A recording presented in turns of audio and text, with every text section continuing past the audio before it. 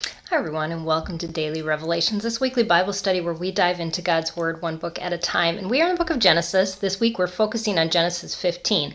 And this is day 2 of our study. And we use precept methods every day to read through the same chapter and to just seek God and spend time with Him and to hear what He has to say to us, to hear what He has to teach us, to just rest in His reassurances when trials come. And that's what I'm going to talk about today, is that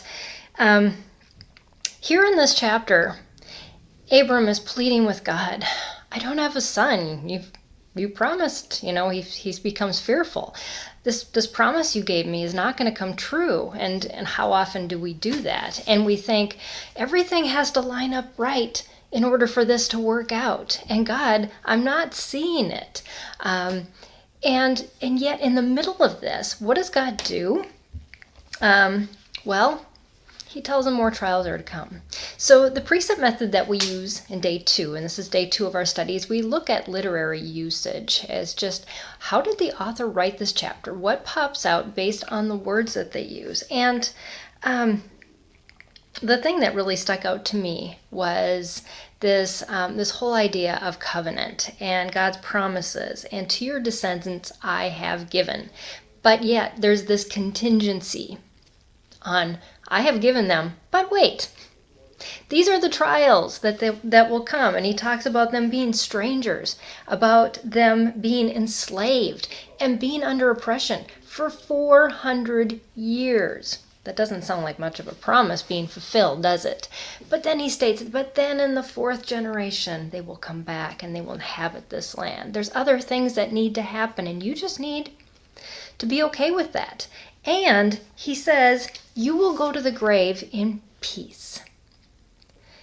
And as I looked at all that and prayed through that, the thing that God really reassured me is there are so many things that we see going on in our children's lives, and we think, man, that is not going to get anywhere close to the promises that God has told me are happening in this child's life, or that I've prayed into. And yet it is through this adversity, through these trials, that God does something greater than what we could ever imagine or expect. And the process of being a parent is to pray through and trust in those things, and to say, if my child has a diagnosis, God will still bring about His promises. And this is how usually, He is going to make it even better. My child is experiencing bullying. God, how can this be good? But God can make it good. Or God, throughout this COVID crisis, all my children's dreams have been squashed, the majority of them. That's a plead of mine. Things that they just saw in their future coming up, and just doors shut, opportunities taken away.